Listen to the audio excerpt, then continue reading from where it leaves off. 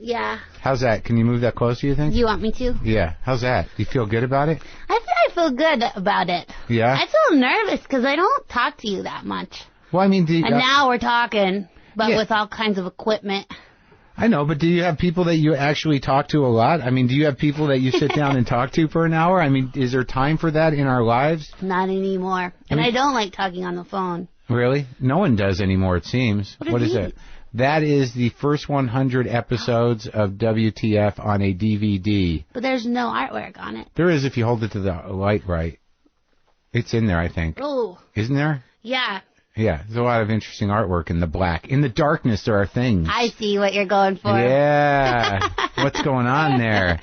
No, seriously, though, who do you talk to? Like, I know you're friends with Kurt Braunohler and you guys do comedy together, but do you, like, say, like, hey, Kurt, I need to talk to you for an hour? Not for an hour, but if I have anything on my mind, I will call Kurt. Like, I've got a great thing where I just, like, anything, especially, like, career-wise, and just be like, this is awful, right? And he'll always be on my side about it. And what about the husband? You don't talk to him at all? No, I always talk to him, too. But he's just sort of there. He's always there. Yeah, and that gets tiring. But it's nice to have someone outside of the husband, too. Of the horrible situation?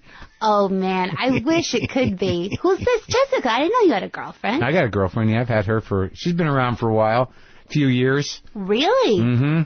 And when did you guys move in together? That's what, I don't know, I think that was like 6 months ago. It's unclear. Dates are not for me. I know that we've been together about 3 years. I've known her for about 3 years, and we've been together a couple of years. How long have you been married? You just got married, right? September. So that's fresh. It is fresh, but we've been together for 5 years. 5 years? Yeah. And what kind of wedding? It was... Was it silly? It was a little silly. We had 2 llamas in our bridal party. A little silly? You had 2 llamas? Yeah. You mean the animal? Yeah. Because we got married in Colorado at the Stanley Hotel in Estes Park, and there's llamas everywhere. The Stanley Hotel? Mm-hmm, where Stephen King wrote The Shining. Really? Yes. So you had llamas, and you got married at the Overlook. Yes. Did you see that documentary, Room 236? No. You should watch it. Why? What is it? It's just some crazy fans who think that Stanley Kubrick, who is a very brilliant genius filmmaker, but they think that he left all sorts of codes in The Shining about like whether or not we actually landed on the moon and like just all these crazy things, and it's just cool because the narration of the interviews with people is done as a voiceover, so you never get to see who's talking, which I think was smart. And then also it's just like, it's fun that people think they can find little Easter eggs and things. You know, it's nice that people are like... Did you buy it? I rented it on Apple. But did you buy the premise? I mean, were you like, maybe this is... Like, that's sort of the purpose. I mean, challenging your own perception. No. Did anything weird happen outside of llamas? And like, I mean, did you stay the night or the week there when you got married? Yeah, I was hoping that we would have some sort of like, free entertainment and our guests would get like terrorized by ghosts. But it did not happen. Twin girls? No twin girls showed up. No blood out of the elevators? Nope, just a bunch of elk blocking the doorway. So it wasn't snowed in yet? Not yet. Oh. So wait, okay, so you grew up in Colorado, is that right? Yes. I knew that because I read it. Yeah, did you do your research about me? Not much. Are you recording now? Yeah. Oh, God. What happened? You didn't know we were recording? No, I knew. I just don't double check. You wanted to make sure we got all that? All those gems? I'm really nervous about I told people I was going to do your podcast, and we've been trying to podcast. Yeah. For years. Me and you. And it just never worked. Years. With live ones, and then you couldn't show up. I did one live one at Comic. Yeah, that was a long time ago. Yeah. So much has changed. You're married now. You've got a living girlfriend. Yeah. Do you think you're going to marry her? Probably. I mean, what else are you going to do? She's cute. Yeah. She's like a Lisa Loeb. Yeah, she's cute. She's younger than me. She wants a baby. I think maybe all those things might happen. Yeah. You want to have a baby? Do you want to have a baby? Do you want to have a baby? Do you want to have a baby? I think I'm ready. I mean, I got to do it now, so I'm not 100. Yep. And you got young sperm, like before your sperm gets like crotchety. Is that what's going to happen? People are already scaring me about my sperm. Here, I thought that sperms just they stay fresh. There's a turnover. That the machine that makes the sperm doesn't go bad. Oh yeah. But it does. You've heard things. Well, okay, I haven't really dug into it, but there is some studies that say that perhaps autism could be linked to the age of the male. But there's all kinds of studies. Did you know I just read some studies that if you ingest semen on a daily basis, it'll reduce your risk of breast cancer? So how's that going for you? I'm going to get going on it. But like, who did that study? Good news for the husband. That sounds like you could actually get into a situation where giving oral sex would become annoying. Jesus, honey, not. How many times do we have I want to live! But Colorado, like what part? I grew up in New Mexico. That's close, kind of, but Colorado's a little whiter and a little norther. Yeah, I love Santa Fe and Taos. Mm-hmm. But yeah, right by Boulder, so it's a town called Longmont, which is like 15 minutes outside of Boulder. Yeah. And yeah, and everybody's still there. Yeah, oh, your mom, your dad, other siblings, and then a brother. Are you brother? They're all there, just hanging out. Yeah. The same house. Yep. Your brother's in the same house. No, he's in Boulder now. He moved away. Yeah. He moved 15 minutes away. Does he have a wife and children? He doesn't. He had a wife. Yeah. He has 2 kids, 2 boys. So you're an aunt. I am an aunt. And they love you because you're silly. Yeah, I hope so. I hope so. How old are they? 9 and 21. Wow. Big difference. Yeah. But sounds like an interesting story. Is it? It's pretty good. What kind of environment did you grow up in? Like, what was the family business? What was going on? What's going on there? Well, my dad still is a carpenter. And really? Yeah. He built shit? Yeah, he built our house. He built our church. He built the house you live in now? Yeah, the house they live in. Oh, okay. In Colorado. And he built a church? The church. Next to the house or further down the street? 5 minutes away, yeah. What kind of church? Lutheran. Yeah, Lutheran. So what do you come from, Scandinavian peoples? German. German? Yeah. Huh. Half German. Half German, half what? You know, I haven't gotten the full story. But how could you not know? I know, it drives me nuts, right? It's like, my mom was like, well, you know, she sort of tried to piece it together, but there's not a lot of communication going on, I guess, on her side of the family. Yeah. So apparently, I guess I could find out if I really. You can like go online and find that stuff out. Yeah, I see commercials for that thing. Yeah, me too. I love, because that's the thing. A lot of people think that I'm Jewish. And I love that. Like, I even got interviewed for Hebe magazine years ago. And they were in my studio apartment in New York, and they're, like, taking my picture and asking me questions. They're like, so, something about Christmas. And I was like, yeah, at Christmas. And they're like, whoa. Really? Yeah. So they had no idea. They just made an assumption. They made an assumption. Huh. I got in as an honorary Hebe. Yeah, did they have to, kind of contextualize it like that? Did they admit to thinking you were Jewish? I think so. You would have to. But I like to imagine that maybe there is some Jewish clan that came in, somewhere back in the day. I hope so. Secretly had an affair. Secret Jew. Someone had sex with a Jew somewhere. Mm-hmm. But is your husband Jewish? Nope. Wow. He's half Scottish, half Swedish. So you're just keeping us out. That's what's happening. I'm the one who feels like the minority in this club, to be honest. Really? Yeah, it's all Jews, and you guys you can make fun of each other all the time, and I have to just wait till it's over and laugh along with you. No, but Kurt Braunohler, your comedy partner, he's not a Jew. I think you surround yourself with non-Jews on purpose. I think you're insulating yourself in a non-Jewish environment. Well, I'm talking to you. I know, but it took a long time. I'm not. There's nothing to be afraid of. What do you think's going to happen here? I'm just trying to figure out. So, all right. So your dad's a carpenter. Yes. Does he build tables and cabinets? He can install cabinets. He doesn't do furniture. He does houses, and he works alone. He's his own business. So he builds a house from scratch by himself with no Mexican help? He has one guy named Enrique who left him recently, so now he is alone. But yeah, he only works with another guy. For the whole house? Yeah. That's crazy. How long does it take him to build a house? I don't know, maybe 3 weeks. Huh? He also bids. 3 weeks. He's the lowest bidder. He just likes to work. He's just an honest guy. Yeah, and so everybody so he's always working. So you grew up just do you have a big chunk of land? We have a farm, yeah. A farm? Yeah. He built a farmhouse? Yeah, there's a barn. If you see it, it's not as impressive if you imagine like a real farm, because it was more of like a hobby farm, because he was mostly got money making building. Mm-hmm. Well, that's what's really nice about my dad too, is that we drive around Longmont and stuff, and he can like point to buildings and be like, I built that. It's his town. It's his town, yeah. And I used to be really like, there's one point when I was older where I got nervous for him, because I was like, man, this is like really like tough on your body. Right. Like I wish you could be like a pencil pusher. I like get an office job. So you don't beat yourself up too much. And he's already had like 2 shoulder surgeries and a knee replacement, and you know why he's had those? Because he lives it alone. I know. But it is nice to have a parent who just loves what they do. And is completely content in their work and likes to make things. Well, and also it's nice to have someone around the house that can do shit. Well, that's the thing. That's the catch, is that he didn't really like to bring his work home with him that often.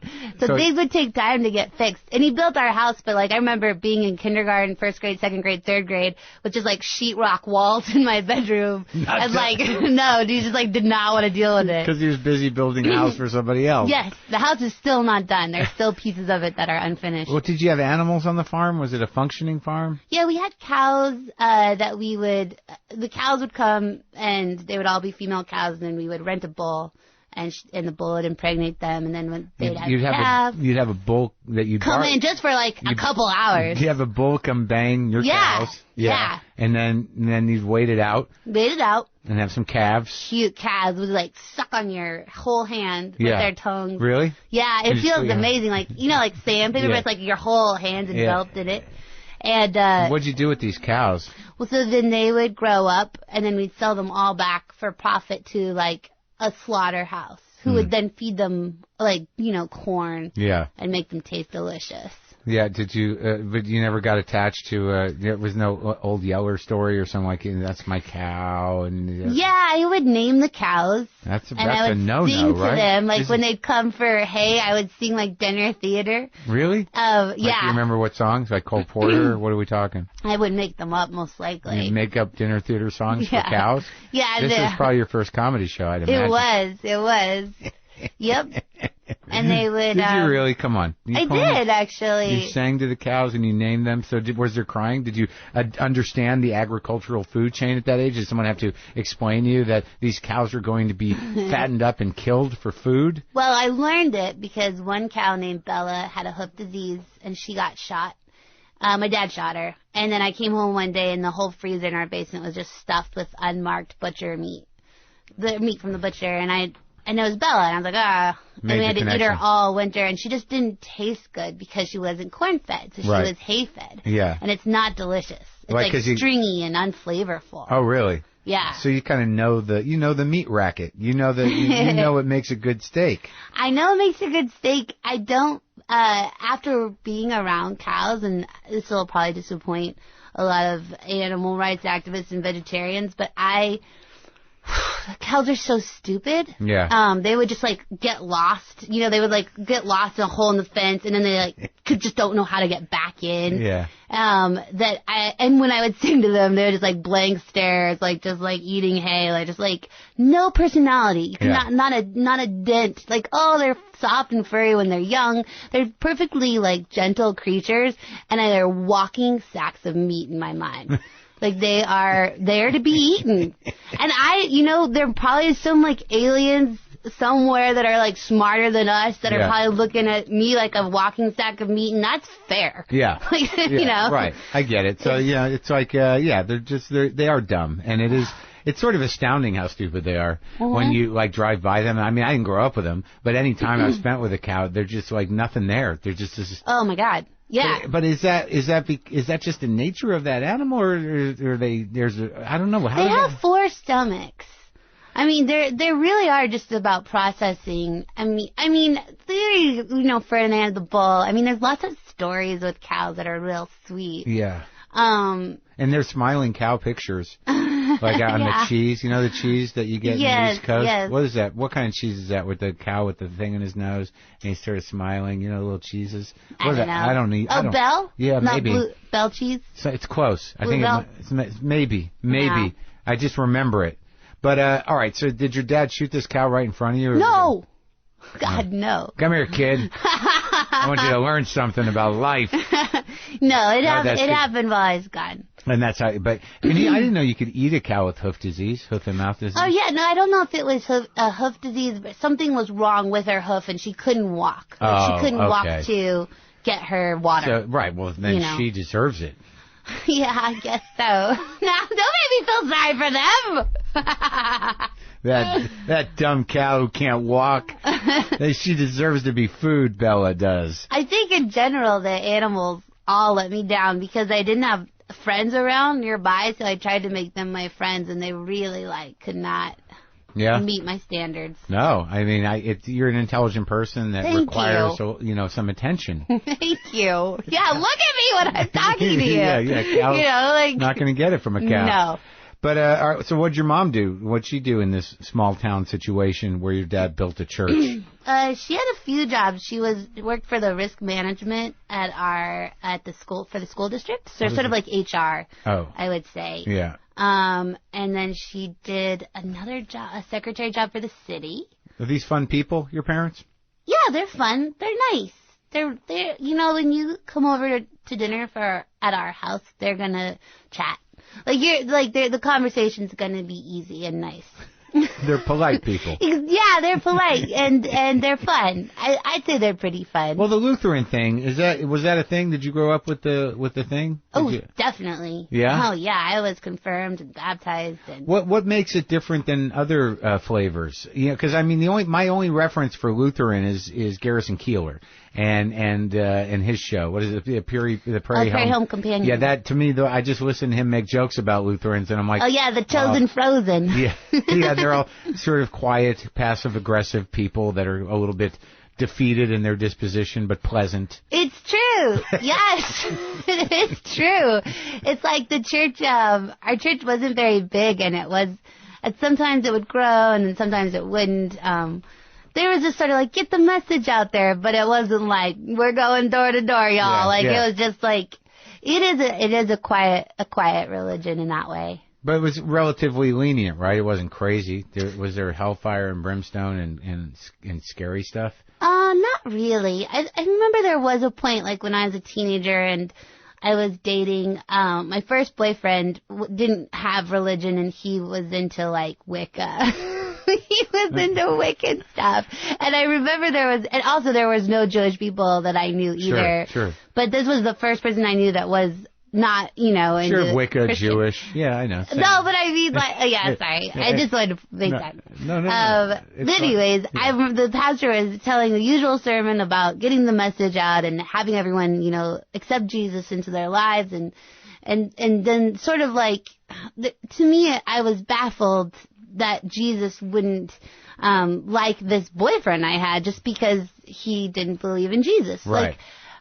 And I remember I kind of confronted him about it when you leave the church and shake everybody's hand because I just feel I felt that, and I still feel that there is something fundamentally wrong with pretending that we know what Jesus thinks. That Jesus is judging these people like this. Right. I just know it. Right. And that even though your message is that he loves everybody. Right. It's conditional, and it's not supposed to be. It's not conditional. Exactly. He loves everybody unless they don't believe in him. Right. That doesn't work. Because you got a whole, half of the world. Sure. That's the business of religion. You got to get these guys in. Yeah. So so that's good. Yeah, Jesus. You're on Team Jesus. I'm on Team Jesus.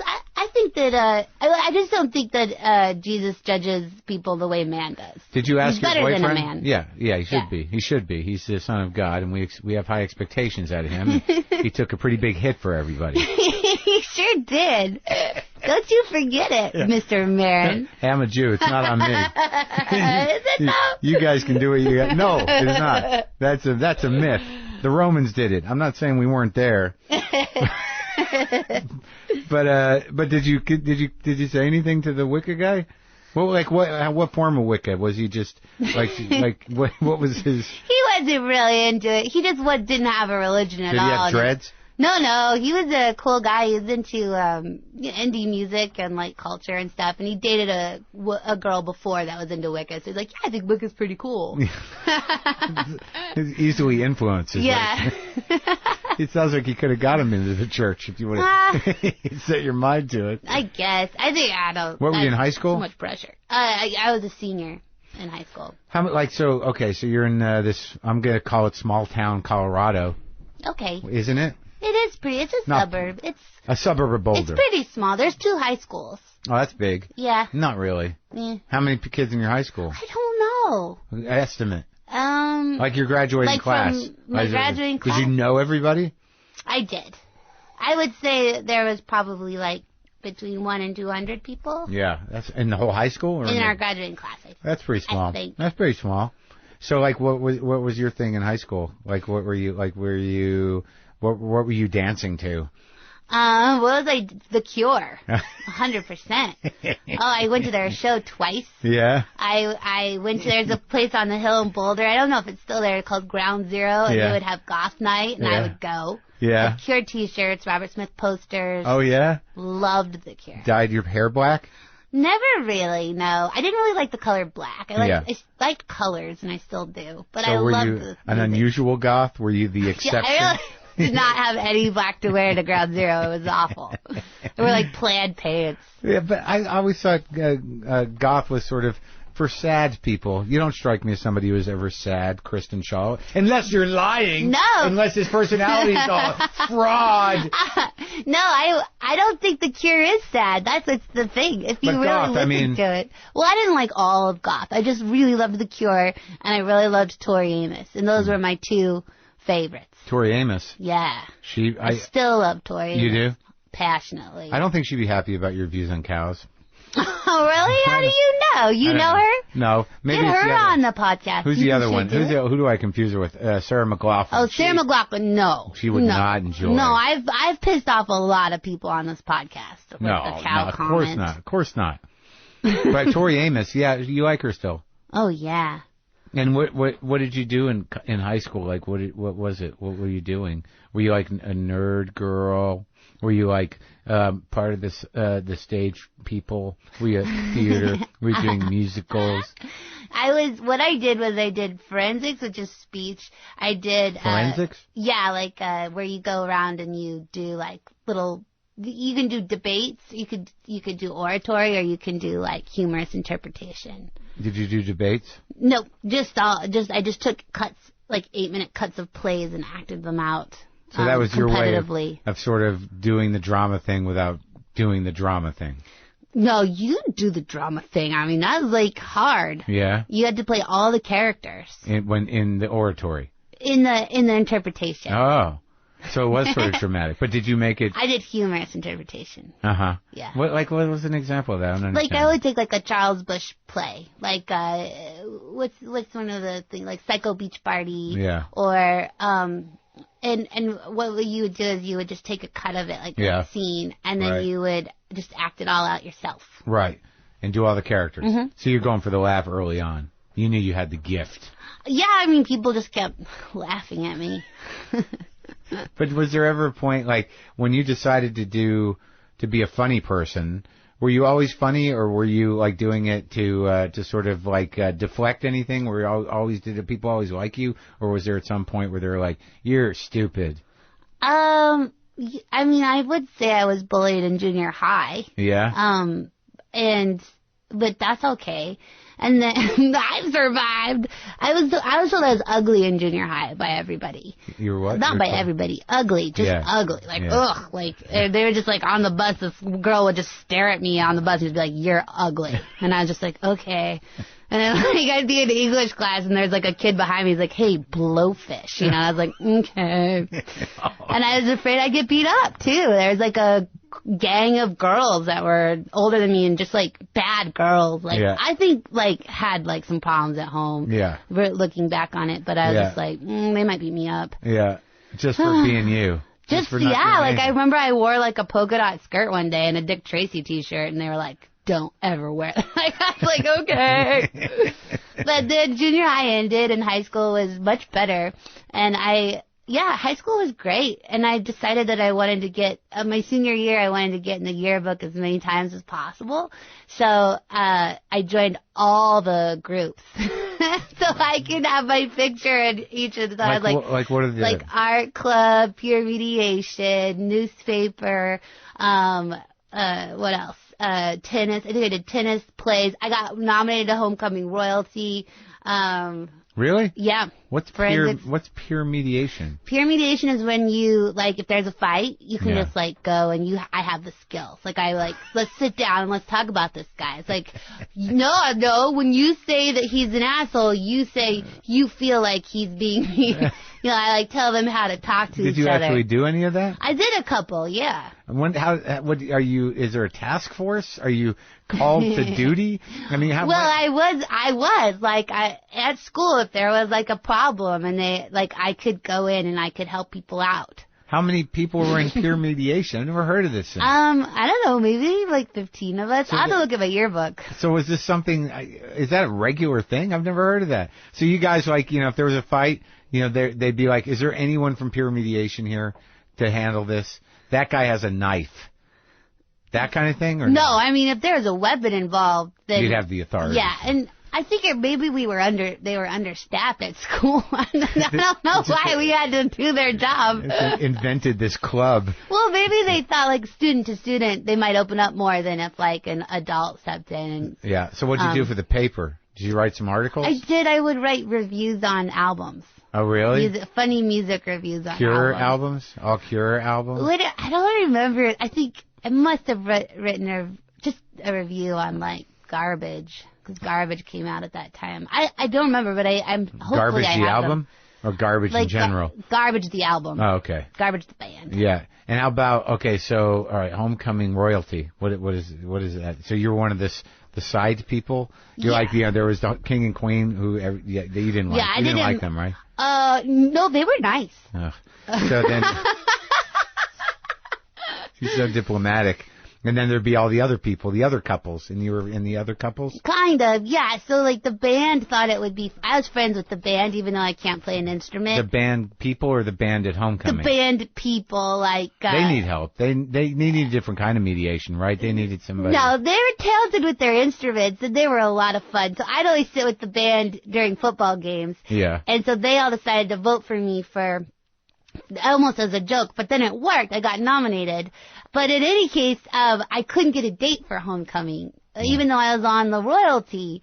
Like, I asked everybody, and they was like, no. And I finally got, like, convinced one kid to take me, and I could tell he wasn't into it. But I was like, I gotta have a date. Like, I gotta be there. Like, who was that kid? Gene. Gene? Gene. Yeah? Gene Martinez. He helped you out? Yeah, I did me a fave. Thanks, Gene. Well, how did that night go? It was okay. It was okay. He was my friend, so. You dressed up? Yeah, he did. I dressed up. He dressed up in ska. I was into ska. I loved ska. This is after The Cure or around the same time? Same time. The Cure never went away, but I just loved, like, what was it, Skink and Pickle? Yeah. All the Body Body Bastards and all those guys. Did you do the ska dance? Mm-hmm.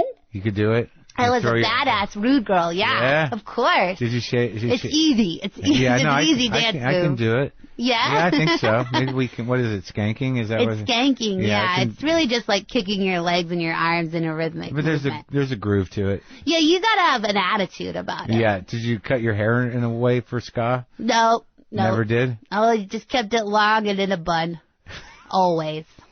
Because it's always stringy and I didn't know how to style it. When did you lose the bun? I lost it in college, so sophomore year. Okay, so you leave high school. This is a lot about me. What it's all about. It's what it's all about. This is a podcast. This is serious. This is serious? You're going to bear my soul any second now, and I'm so scared. What are you talking about? No, I'm just kidding. I don't have magic. It sounds like your soul is pretty sweet. I can't find anything. I'm not looking for anything. I was hoping there was some, horrible, dark anger, but it seems like you buffered from that somehow. Yeah. Well, yeah, I guess I was. I mean, my parents had a great marriage. Yeah, you had the Jesus thing going? Yeah. They definitely used him as a backup. Like they were like, he's the third party in this relationship. Did you use him as a backup? Was it in your head? Oh yeah, I prayed to Jesus every night. You did? Oh yeah, mostly in junior high. Please don't let me get beat up. And he did it. He pulled through, man. I think prayer can be pretty powerful. Yeah. Because you got to kneel down. It's kind of vulnerable. You don't have to kneel down. You can do it while you're like walking to the store. No, I know that, but like I'm assuming that before bed, if you're going to say prayers, either you're laying in your bed or you're going to like take a break. Sure, I can say a prayer right now. God help me get through this interview with Kristen Schaal. Oh no, it's really tricky. It is tricky. She's masking I'm all of her. smoking mirrors over here. Yeah. It's all a bunch of bullshit. She's manipulating me. She's filibustering me. So, all right. So you go to college where? I went to CU for a year, and then I transferred to Northwestern. Northwestern, Chicago. Uh-huh. So when you went to college at CU, when did, like, because, you know, you're a unique comedy talent. What did you go to college for? I went to college to be an actress.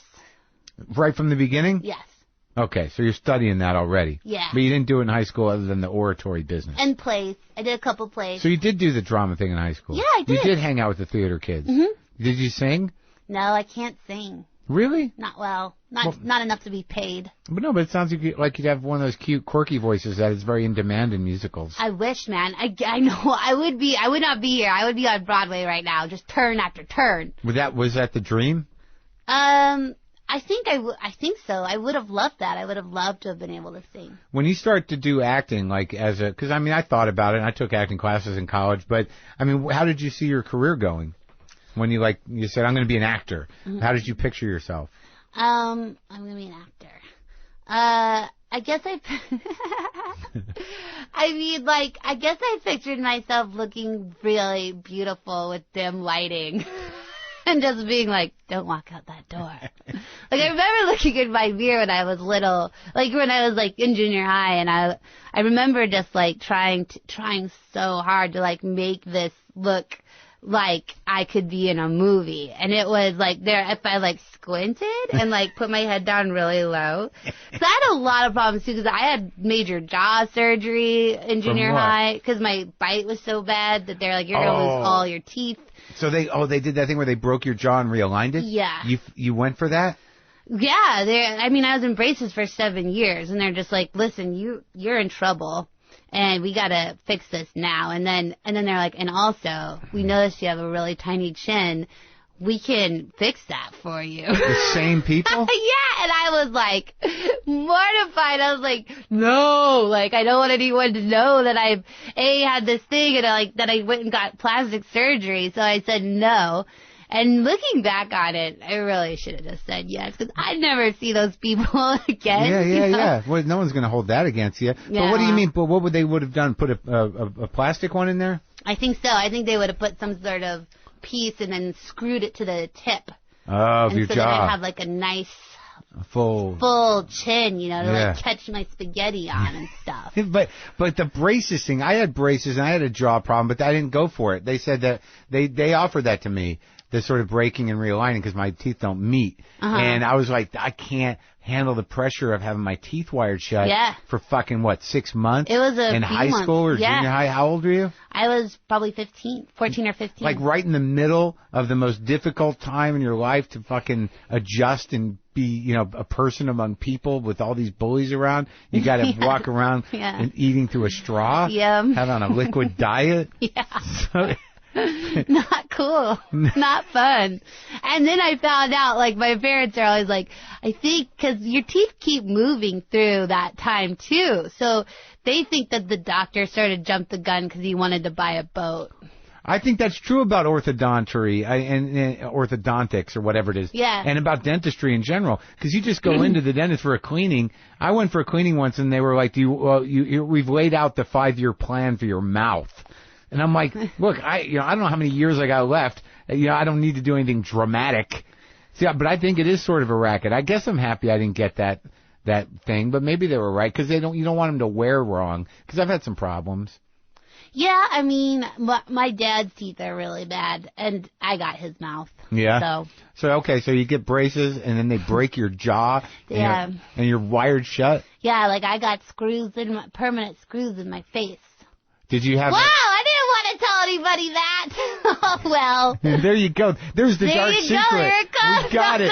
We got it. Kristen Schaal has screws in her face. Oh well. Do you really? Yeah. Why?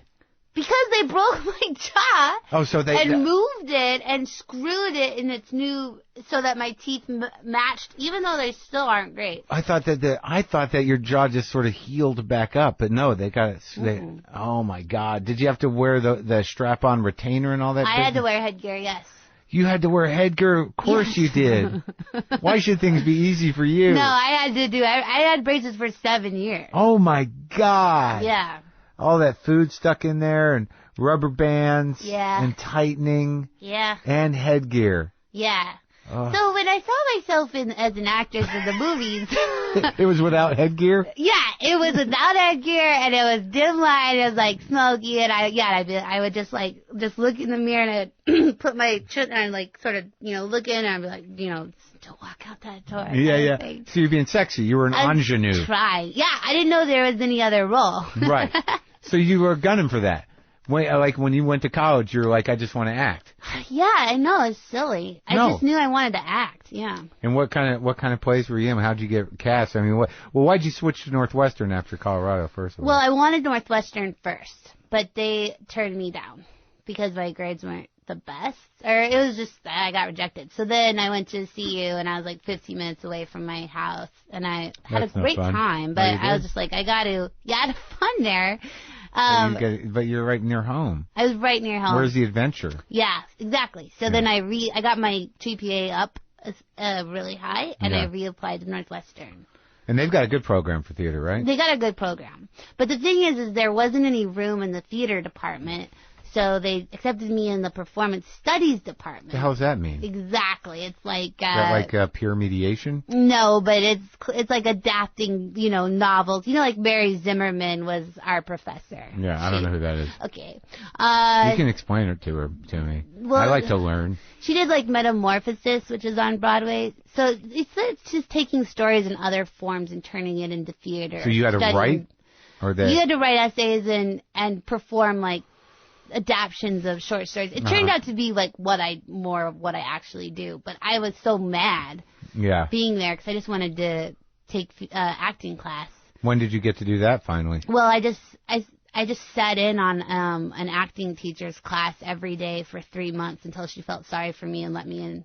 Really? Yeah. At Northwestern? Yeah.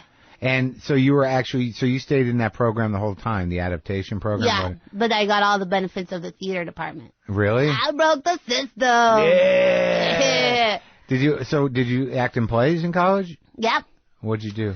Anything serious? Oh, I know. I did Moliere. Yeah. As the wet nurse. Yeah.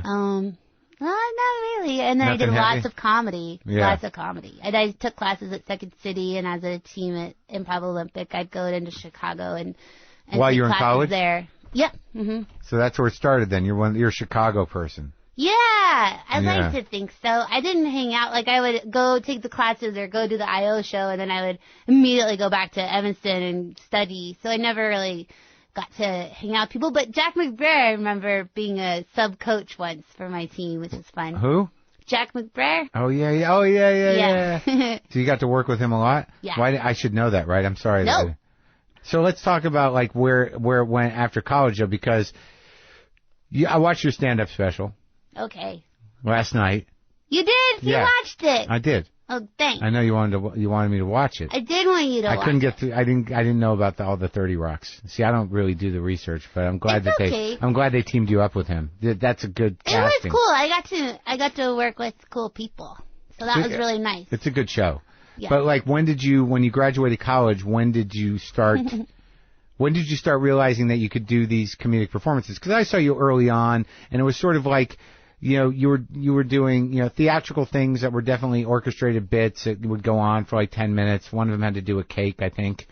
Is that right? Yes. And I'm not being condescending. I'm not either. But it was very specific type of performance. It wasn't necessarily stand-up. It wasn't improv. It wasn't sketch. It was somewhere in between, performance art and, theater, right?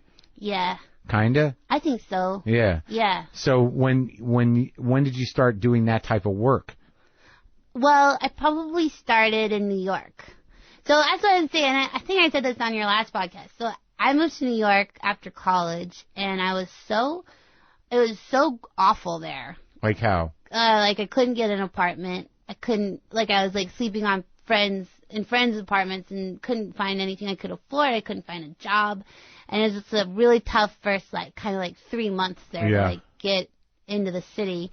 And then I found Eating It at the Luna Lounge, and I went, and it was $7 and you get a free drink. And the first show I was there, it was I had all of New York telling me to go fuck myself. And then I walked into this one show and I was like, I'm supposed to be here. Yeah. Okay, I am supposed to be here. So was that 94? It was in 2000. So it's towards the end of Eating It. It was towards the end, unfortunately.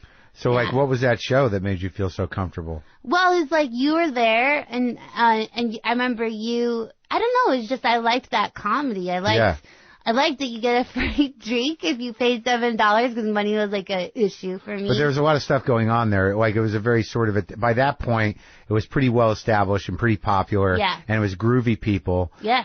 And it was the space was really intimate and tight. And there was all kinds of people going on, whether they be UCB people or people who were doing full characters or people who were doing stand-up. It was the full range of shit. Right. So that saved you. It saved me, yeah. And I went every Monday for 2 years, and I would never talk to anybody. I just sat and watched the show and left. I'm trying to remember if you were one of those people that we'd see and be like, "Who's that?" Probably not. She's here again. No, because I didn't make a fuss. No, I know, but you might have just been like one of those people that showed up every week. Yeah, I didn't bring anybody because I didn't have any friends who were interested in stand-up. So you came alone to Luna for 2 years every Monday, and you were not performing. No. Where were you working? I was working I got a job at Planet Hollywood in Times Square. Oh, my God. This is such a nightmare kind of Midwest kind of I'm going to the big city to do something, and you end up in some weird occupational prison. Yeah. It was bad. You were waiting tables at Planet Hollywood? Yeah. Did you have to wear swag or what do they call it? Flair. Flair. No, you just had to wear the Planet Hollywood T-shirt. But it was just attracting tourists who weren't interested in exploring anything else. Right. And they wouldn't let us put a gratuity on, so you had to hope that they read some sort of guidebook about our tipping system before they came in. A lot of them didn't. Yeah. Except for, I don't know if this is racist, but it's just the compliment that every table I had from an Asian country always tipped very well. Yeah. And I was so happy whenever I got seated with them because I just knew they would take care of me. I don't think it's racist when you say a good thing. I know. Is it? But that's an interesting question, though. I know, right? I don't mean to stereotype at all, but... Is it racist to say that all Asians are good tippers? Yeah, they're really respectful of cultures. But anyways, it was bad. And, so that's how I remember I first started doing stand-up at Collective Unconscious and also at Reverend Surf Jen Reality, show? Reverend Jen and Faceboy. So that's where you started. That's where I started. So that was the type of comedy that was happening Yeah. It was great because I knew that I had a place to put up a bit every week. And towards the end, because I would actually write new things, I kind of, because everyone puts their name into a hat and you draw them out. And you could be there till 4 a.m. before you got your spot. Yeah. But sometimes Faceboy, I could tell, would kind of draw me early. Yeah? That's sweet. He's a sweetie. Because you were gifted.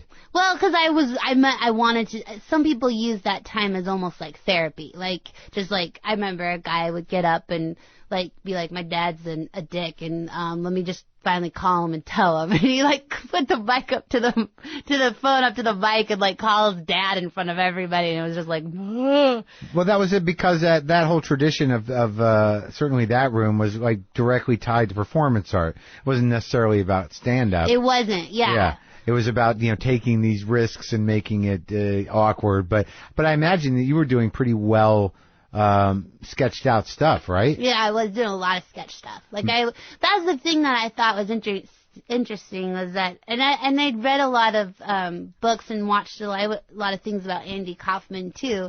Is just like taking the stage and making it different. So, like, what if there's a character that wanders onto the stage and thinks that, it's a poetry slam by accident or just, like, a different environment and, like, what she could do with it. Right. So you were impressed with Andy? Yeah. When did you first see his stuff? I read about his stuff in college, and then when I moved to New York, I went to the Museum of Television and Radio and watched all his stuff. Back when you could do that. Yeah. Back when you needed to do that. As a member. Yeah, wasn't that great? Go cool. Sit in the booths and then pick your things. You got like 4 things, I think, at a time, right? That you could watch? Yep. And you just sit there in your little booth and go, time travel. I know. Yeah, So I watched a lot of vaudeville stuff, too. Really? Yeah, I watched a lot of Gracie and Allen, and it was great. So real early television. Yeah.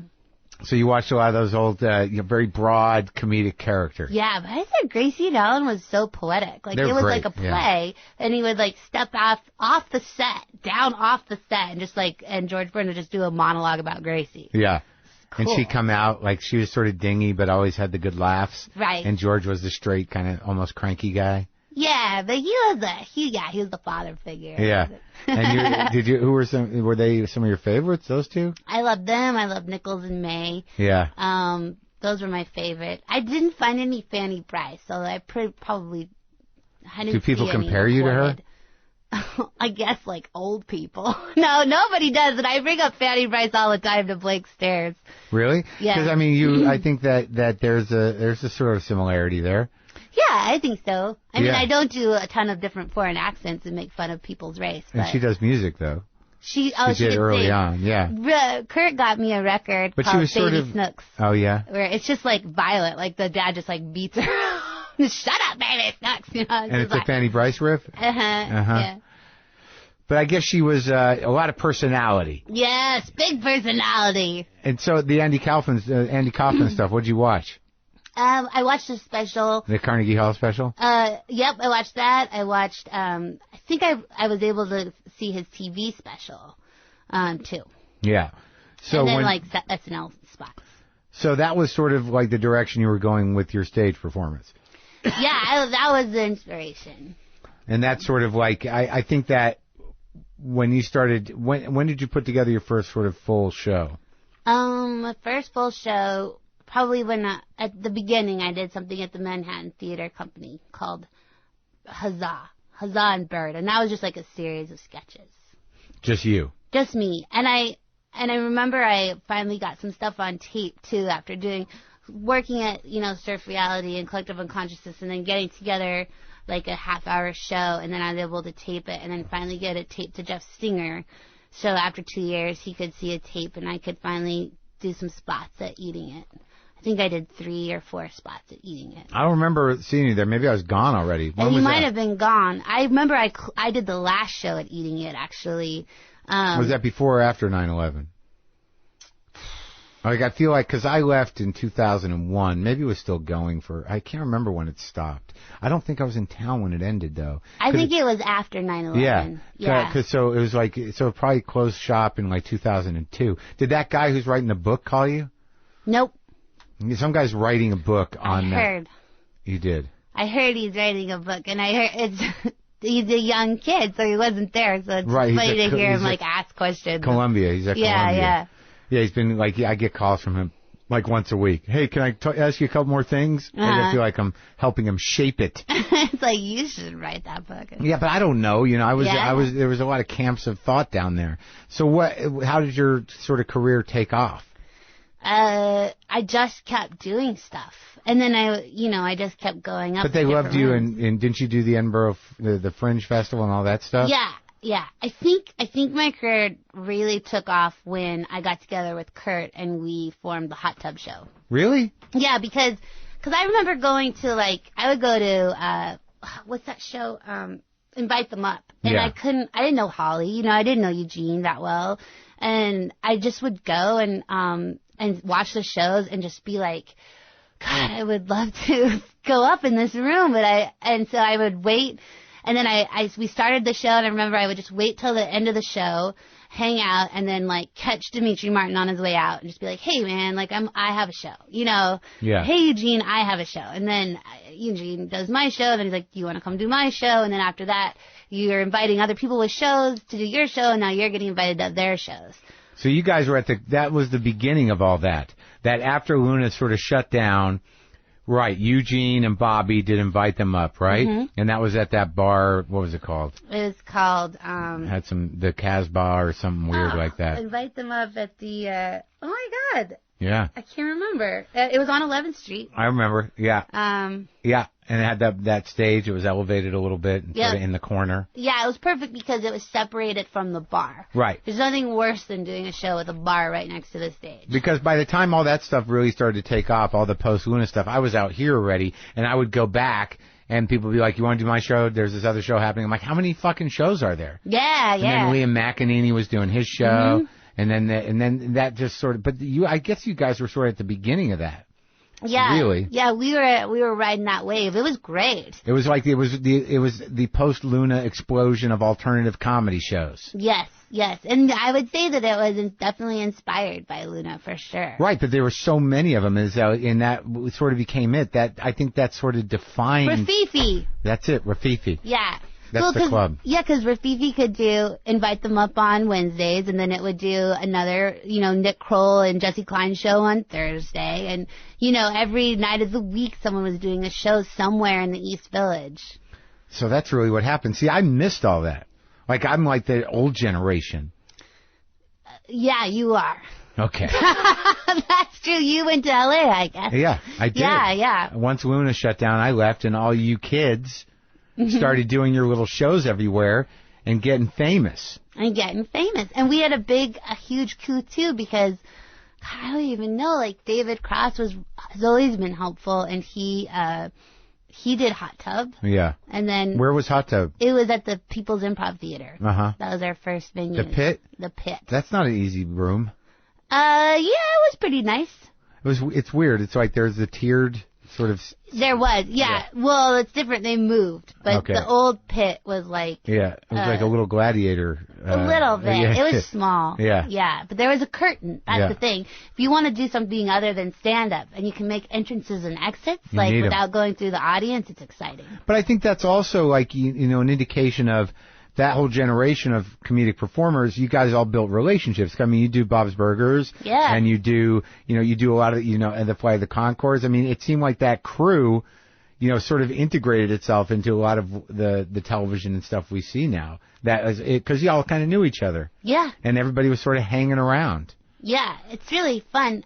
It's just fun to know that a peer group after 15 years can actually make some money. Yeah, well, I mean, that's the way it works. Yeah, it is, because like at that time there are people who want to direct things or write things or produce things, and they're all hanging around too. Mm-hmm. Like, that's what people forget. It's not just comics that all of a sudden, group together. There's a whole generation of creative people that are in a scene and that have ideas.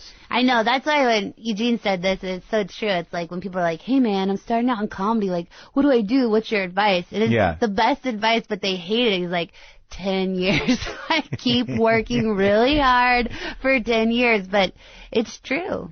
So when you did the Fringe and you got all the accolades over there, Because I would think that they would, be like, I didn't have a good time at the Fringe, but I would think that they would have like just been like, oh my God, we love you. Did that happen? Yeah, it was great because Maria Bamford sort of paved the way for me because she was in that, because Dimitri Martin was in this Wildman room that no longer exists in Edinburgh, then Maria, and both of them killed. So they were excited to get another American in there, who did like, quirky things. Yeah. So I had it easy. Yeah. And it was a nice room, and my stuff, I'd been working on my stuff for a while, so some of my best stuff, and it was really fun. It was magical. And now, do you work over there frequently in the UK or? Yeah, I did. I noticed I was going back and forth quite a bit, and then it's just a point where I was like, I need to sort of stay focused in one place. Okay. And when did all the acting roles really start to pick up? Because you seem to appear in every sort of comedic vehicle of any kind available. That's not true. You're a type. You're a thing. You're Kristen Schaal. You bring a certain energy.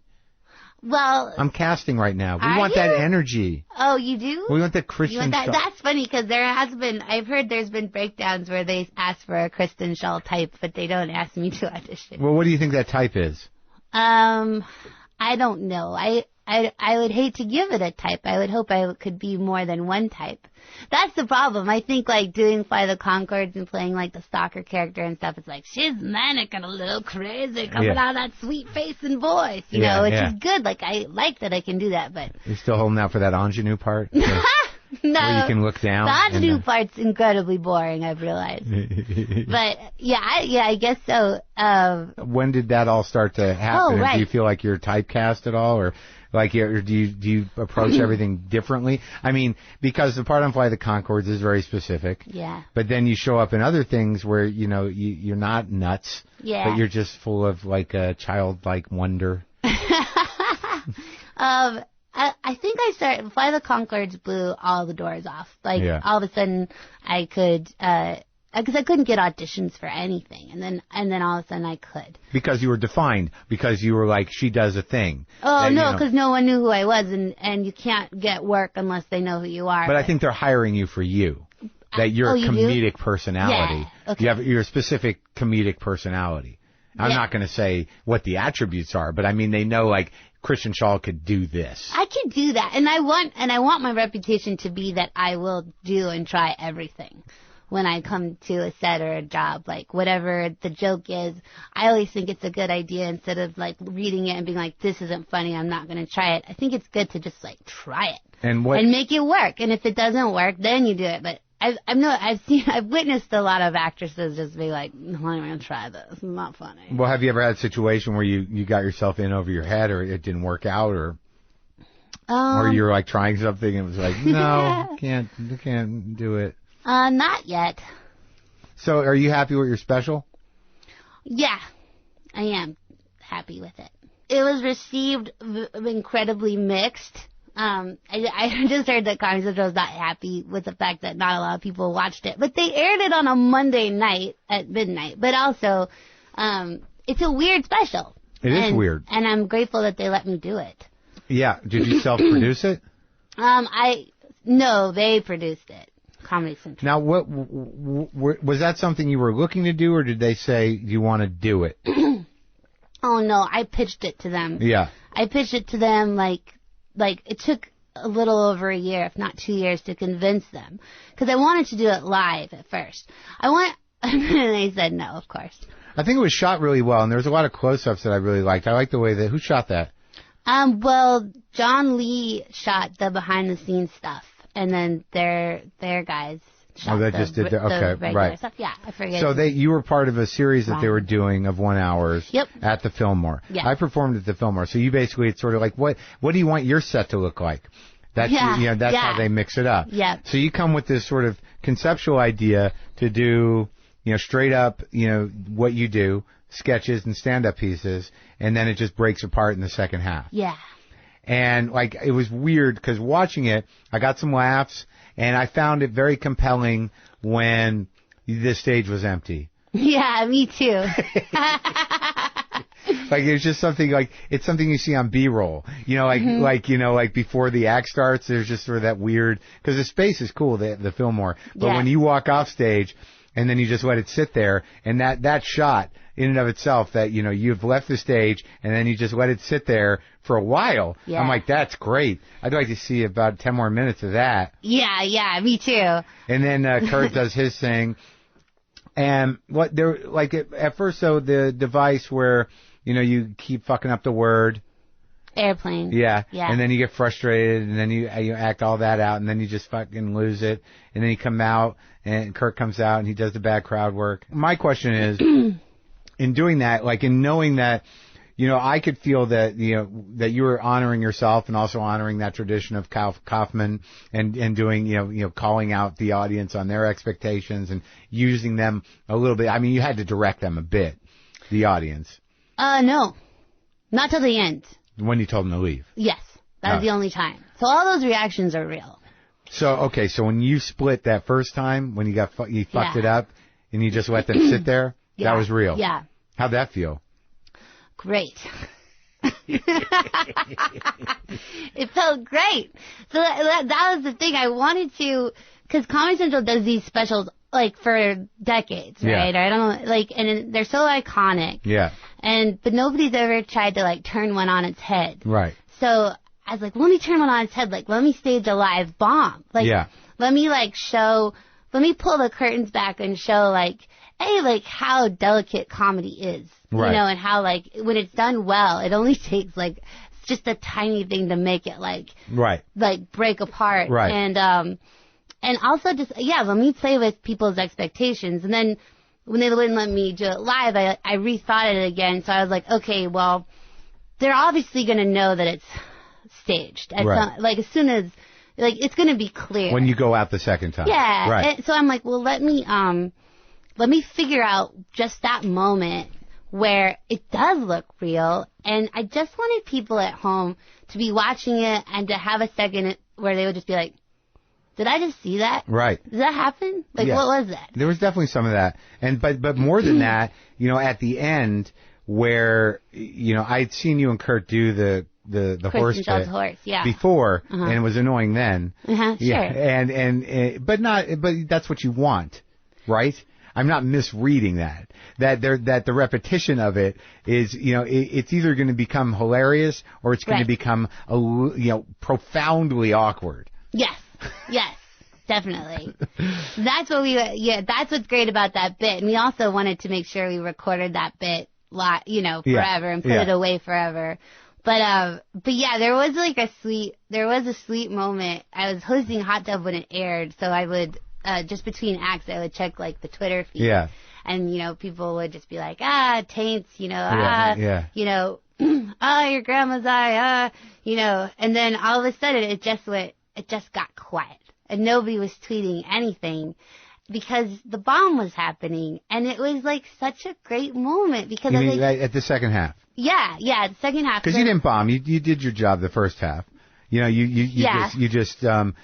decided to have to not bomb the first half. Yeah, I wanted to give them some comedy. Yeah. And then you wanted to turn it on its head. Yes. In the second half. Yeah. Which is the opposite of what Kaufman did. Kaufman would always start bad if you looked at Foreign Man and then he would turn into this incredible Elvis impersonator. Yeah. I did it the other way. For better or for worse. But yeah, it was just a really sweet moment where I just knew people were having to process something that they hadn't seen before on TV. Well, yeah, because after the payoff of the Kristen Schaal as a horse, the very last shot, did you get that from 2001? Yeah. And that whole thing is just weird. Yeah. It's totally weird. Yeah. But it's also a callback to the first show. No, I get it. Yeah. Yeah, no, I got it. You see the horse? No, I don't think people saw the horse. There is a real horse in the opening. There is? Yeah. Where? When I walked through the doors. It's only there for half a second. You had a horse come in and you only shot it for a half a second? Yeah, because I just wanted to plant tiny, tiny clues throughout.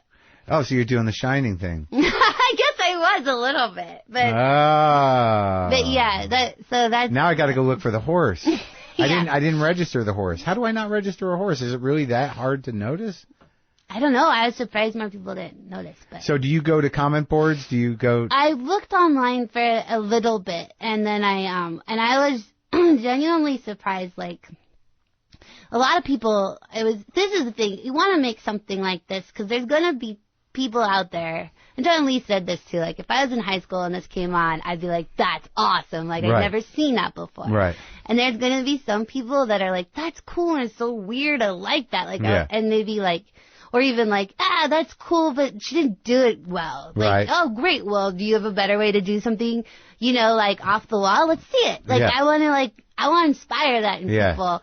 And then some people just hated everything about it. And that's fine. That is like, it is going to be a divisive show either way. No, absolutely. But I was surprised some people didn't know that it was staged even after the little girl was on stage. Now, she's a comic, right? She's an actress, yeah. Oh, she's an actress. She's never done stand-up? 9. No. I thought she was one of those kind of freakish, like... She could be. Yeah. Yeah. So who gave her that tagline? I gave her the tagline, and Rich Blomquist, my husband, and Kurt wrote a lot of her jokes. Most of her jokes, yeah. Now, she was great. She was great, yeah. She was really good. I like that. That whole second half is it's jarring, and it's jarring in that way that type of comedy is supposed to be. I liked it. Good, yeah. Then you and a few, and maybe 100 other people, but that's like, I didn't mean to alienate all the people. But you knew.